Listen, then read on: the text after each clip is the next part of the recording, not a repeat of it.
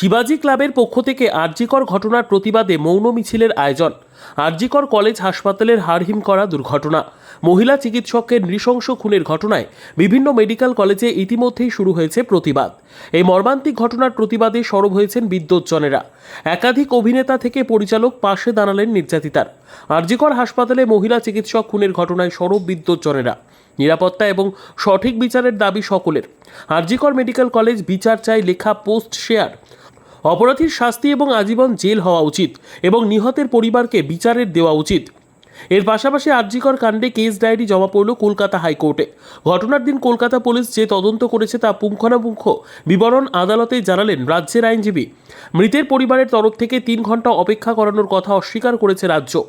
এবার প্রতিটি জেলার পাশাপাশি দেখা গেল বক্রেশ্বর শিবাজি ক্লাবের গেট থেকে বক্রেশ্বর শিবের মন্দির অবধি এক মৌন মিছিলের আয়োজন করা হয়েছিল শিবাজি ক্লাবের পক্ষ থেকে।